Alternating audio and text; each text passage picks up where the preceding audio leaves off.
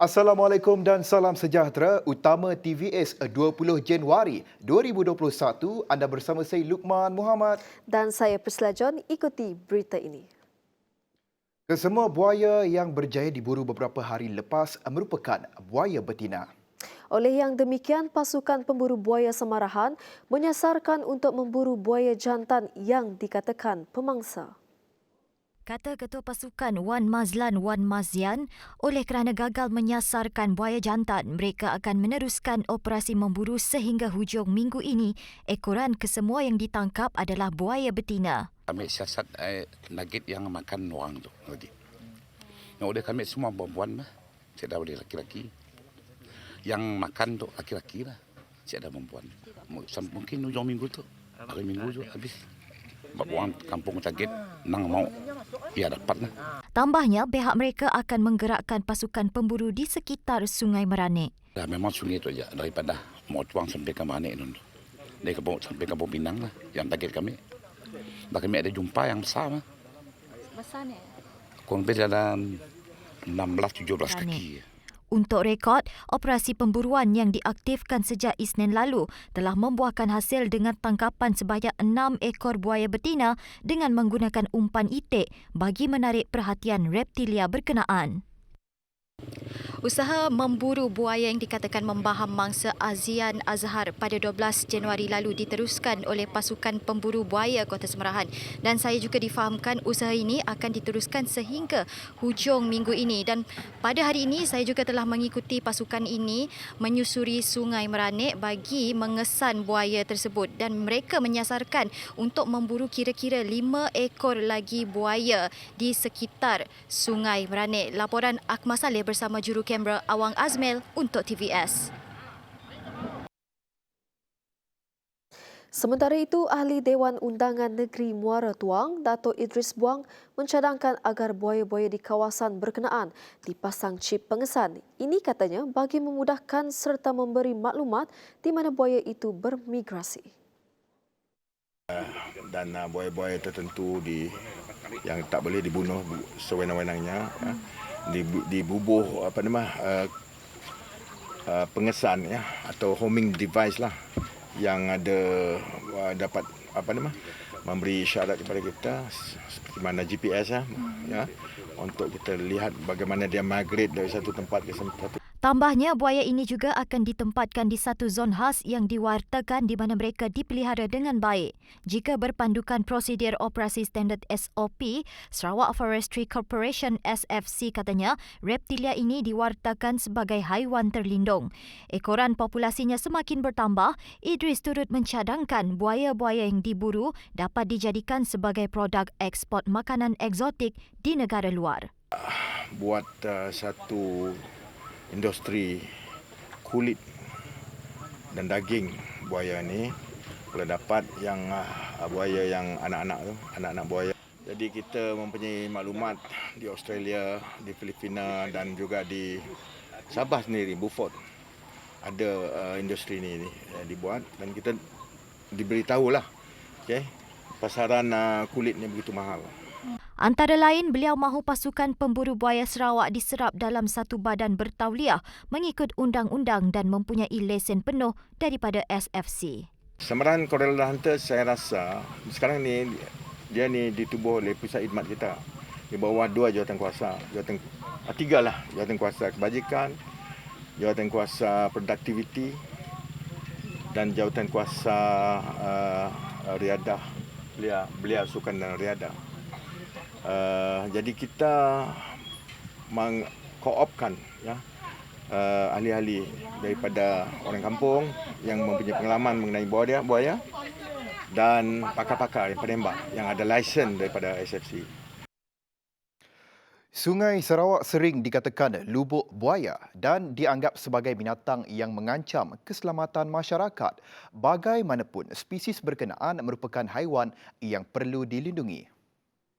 Baru-baru ini, insiden serangan buaya liar di kawasan kampung sangat mengerikan. Hasil tinjauan kru TVS di Taman Buaya Jong bersama pengurus Taman Buaya, Teo Hiashing berkata, mana-mana pihak yang tidak mempunyai lesen pengiktirafan bagi tujuan menangkap dan membunuh akan didenda. Jelasnya hanya pihak yang bertanggungjawab sahaja dibenarkan untuk mengambil tindakan. Okey, kalau diorang yang tak ada lesen punya, mungkin diorang akan dikena denda hukuman. Kalau siapa-siapa ada jumpa buaya yang liar, bagus kontak pihak yang profesional macam Bomba, Forestry, APM untuk tangkap buaya ini. Mempunyai keluasan 23 ekar, Taman Buaya Jong ini memelihara 7 spesies buaya yang terancam dan liar bagi tujuan pelancongan dan pendidikan bagi generasi akan datang, termasuk memelihara spesies haiwan lain. Okey, dalam Jong sini ada 7 spesies, termasuk yang luar negara punya. Tapi yang lokal dalam Sarawak ini memang 2 jenis. Satu jenis Tomistoma, buaya jejulung yang terancam, yang sudah makin pupus. Dengan satu lagi yang biasa kita tengok ada macam dia makan orang, case-case, ya, atau dia dalam sungai yang liar itu. Satu lagi jenis saltwater crocodiles, atau nama dia buaya katak, yang selalu dia serang orang yang dekat sungai, yang itu lebih ganas sikit. Peminjam yang telah membayar 30% daripada pinjaman Perbadanan Tabung Pendidikan Tinggi Nasional (PTPTN) layak menerima insentif Kerajaan Sarawak untuk menyelesaikan 30% pinjaman mereka. Mendedahkan perkara itu, Pengarah Yayasan Sarawak Azmi Bujang berkata ia susulan Kerajaan Sarawak telah bersetuju dengan satu formula yang akan digunakan untuk membantu menyelesaikan pinjaman pelajar Sarawak dari tabung berkenaan. Your total loan disbursed is 10,000. You have only paid 3,000. So you dah bayar 30%. So your balance tu we will pay 30%. So yang balance yang tengah tu you bayar sendiri. So then you continue bayar lah. Sama juga dengan PTPN. So urusan 30% tu is between PTPN dengan Yayasan Sarawak. So the student just find out whether they dah reach the threshold of 30% or not. So the concept is student must bayar sekurang-kurangnya 30%. We cannot bantu mereka yang belum membayar 1 sen pun. Yayasan Sarawak telah diamanahkan untuk melaksanakan inisiatif yang diumumkan Ketua Menteri Datuk Patinggi Abang Johari Tunopeng pada 18 Januari lalu. Sebanyak 30 juta ringgit telah diperuntukkan bagi membantu 9,634 pelajar yang telah layak menyelesaikan pinjaman mereka. Justeru pelajar yang jumlah bayaran balik mereka masih belum mencapai tahap 30% digesa untuk membayar agar mereka dapat menikmati inisiatif tersebut. Justeru pelajar yang jumlah bayaran balik mereka masih belum mencapai tahap 30% digesa untuk membayar agar mereka dapat menikmati insentif tersebut. Jelas Azmi lagi, pendekatan ini juga dipanjangkan kepada 3,715 pelajar di bawah skim beasiswa pinjaman dalam negara Yayasan Sarawak dengan anggaran peruntukan sebanyak 6 juta ringgit. Bagi pelajar di bawah skim ini, permohonan boleh dibuat secara bertulis kepada Yayasan Sarawak. Sementara itu, pelajar yang ingin mendapatkan butiran lanjut mengenai pinjaman PTPTN, mereka boleh menghubungi pihak yang berkaitan. Sementara itu, PTPTN dalam satu kenyataan memaklumkan peminjam yang ingin memohon penangguhan bayaran balik pinjaman boleh mengemukakan permohonan melalui portal rasmi mulai 20 Januari hingga 31 Mac. Jelas kenyataan tersebut tiada sebarang dokumen sokongan diperlukan semasa permohonan. Kelulusan penangguhan akan dimaklumkan kepada peminjam melalui email selepas permohonan dikemukakan dalam tempoh 3 hari bekerja. Peminjam juga diingatkan untuk mengemaskini maklumat perhubungan yang tepat dan terkini. Ini bagi memastikan maklumat kelulusan permohonan penangguhan itu dapat disampaikan kepada peminjam. Sementara itu, pengerusi PTPTN, Wan Saiful Wan Jan berkata, penangguhan pembayaran balik pinjaman ia diharap sedikit sebanyak membantu mengurangkan bebanan yang ditanggung peminjam. Sesi persekolahan 2021 bermula hari ini. Walaupun negara masih berdepan pandemik COVID-19, namun sesi persekolahan dilaksanakan mengikut kelaziman baharu. Malah proses pembelajaran secara bersemuka hanya dibenarkan kepada pelajar-pelajar yang akan menduduki peperiksaan awam. Kementerian Pendidikan Malaysia KPM komited melaksanakan sesi persekolahan bagi membolehkan proses pembelajaran diteruskan walaupun krisis wabak itu belum reda. Bagi Pengetua Sekolah Menengah Chung Hua nombor 4, hampir 90% pelajar datang ke sekolah dan pelaksanaan SOP masih diteruskan bagi memastikan keselamatan para pelajar dan pendidik terjamin. Hari ini actually adalah sekolah pertama yang murid balik sekolah. So kami hari ini ada tingkatan 6 punya murid mereka balik sekolah. Kami ada jumlah 50 pelajar. Tapi hari ini ada lebih 90% punya pelajar masuk sekolah. So murid ini mereka hari ini datang, mereka juga bayar mereka punya yuran sama bayar mereka punya beli mereka punya buku teks. So ibu bapa hari ini pun datang. Itu lain-lain form punya orang, mereka punya ibu bapa pun datang sekolah dan bayar beli mereka punya anak punya buku teks. Kerana besok kami punya online classes akan start. So murid dapat belajar di rumah. So hari ini kami ikut SOP sekolah yang diberitahu daripada kesihatan, daripada departmen-departmen kerajaan, macam pendidikan juga. SOP murid pagi awal datang dan mereka mesti ambil suhu, cuci tangan, okay, baru mereka boleh masuk bilik kelas. Bilik darjah. So kami harap ibu bapa murid mereka boleh berasa macam at least they feel safe lah, so that if they come to school mereka tidak takut apa-apa lah kerana sekolah semua ikut SOP yang diberitahu. Terima kasih. Bagi pelajar sekolah itu, mahmudah perasaannya bercampur, gembira dapat kembali meneruskan sesi pembelajaran namun pada masa sama bimbang akan keselamatannya. Namun aspek kebersihan diri sentiasa menjadi keutamaan sebaik tamat sesi.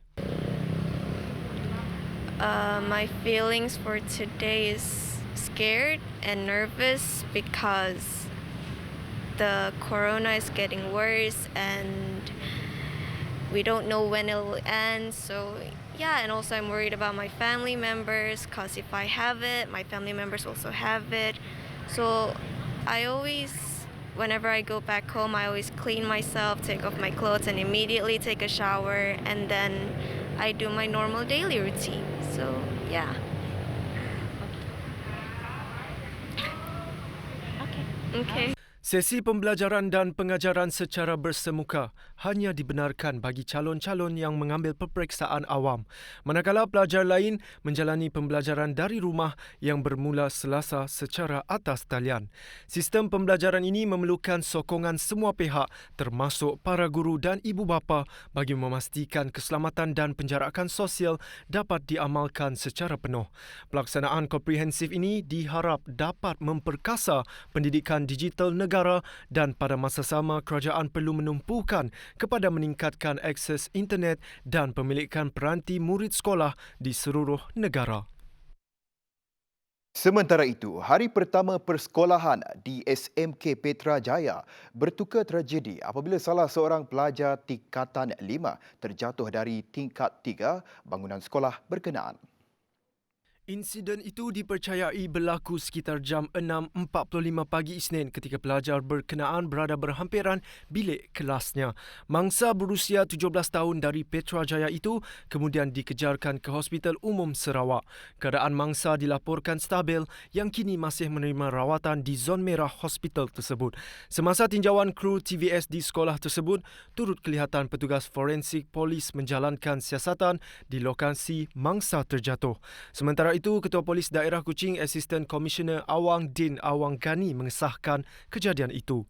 Hari ini merupakan hari pertama persekolahan untuk calon-calon yang mengambil peperiksaan awam. Sejak wabak COVID-19 melanda sehingga menyebabkan sesi persekolahan ditangguhkan pihak pengusaha bas sekolah antara yang paling teruk terjejas. Bukan saja putus punca pendapatan, mereka akui masih janggal untuk menyesuaikan diri dengan keadaan semasa. Jika dahulu mereka akan bangun seawal jam 4 pagi bagi memulakan perkhidmatan bas masing-masing, namun kini tiada lagi keperluan untuk berbuat demikian. Pengerusi Persatuan Pengusaha Bas Sekolah Bahagian Kuching Semarahan Sarawak Sawe Ani berkata pihaknya amat memerlukan bantuan dari pihak kerajaan secara bulanan. Ini kerana pendapatan mereka hanya bergantung semata-mata dengan sesi persekolahan. Bukan itu sahaja, beliau turut khawatir akan bagaimana hendak melangsaikan hutang yang ada. Memang teruk. Ini baru cukup teruk. Dulu kalau van at least ada juga sampai 3,000 lebih. Tapi sekarang 30 sen pun tidak ada. Sekarang memang utang pun utang lah. Kalau kredit mau tarik bas, tarik lah. Biar dia simpan. Beliau turut merayu agar pihak bertanggungjawab melihat kepada keadaan mereka dan mengikhtiarkan solusi bagi membantu mereka. Setidak-tidaknya mengurangkan beban mereka dari segi melanjutkan tempoh untuk sebuah bas beroperasi. Kami dari pengusaha bas sekolah Sarawak mohon kepada kerajaan bagi bas yang usia dia 30 tahun dilanjutkan sampai kami tidak boleh tes kat Puspakom ataupun sampai kondem. Kerana kami tak mampu lagi nak beli bas baru. Pemandu bas Katrin Nigo berkata mereka sukar untuk menyelenggara bas mengikut jadual kerana tiada sebarang dana diperuntukkan. Itu terpulang kalau kami tidak ada pendapatan. Macam itulah saja. Tunggu orang kalau sekolah bermula. Bas sudah rosak, tidak dapat. Terpaksa kita berikhtiarlah buat sendirilah macam tu. Bagi pemandu bas Johnny Kiyun mendedahkan mereka kadang-kadang terpaksa berhutang dengan pihak bengkel bagi memastikan van atau bas dalam keadaan yang baik. Adalah yang saving sikit lah lamanya. Terpaksalah kita hutang dengan kedai. Okey lah. Sebab kita memang lama dengan workshop tu lah.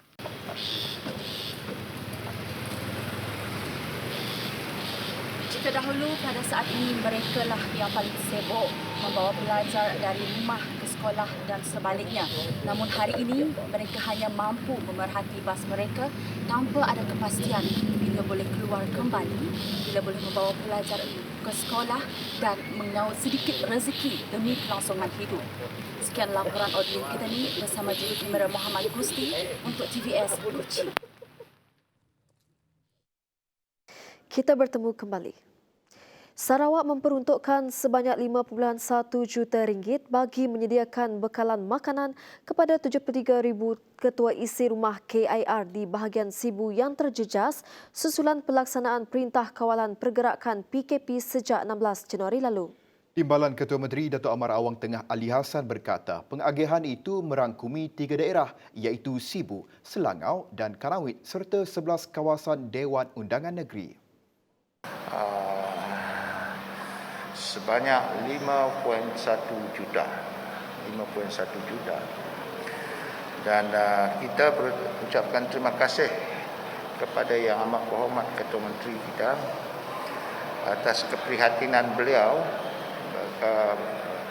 Beliau telah pun bersetuju untuk memberi peruntukan ini untuk pengagihan makanan ini di kawasan yang telah pun saya sebutkan tadi, disebabkan oleh pelaksanaan MCO.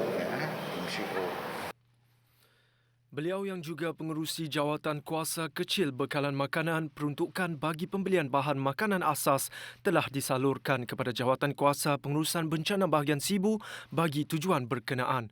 Pengagihan bantuan makanan itu telah disempurnakan oleh Ketua Menteri Datuk Patinggi Abang Johari Tunopeng pada majlis ringkas selaras dengan pematuhan prosedur operasi standard SOP yang telah ditetapkan.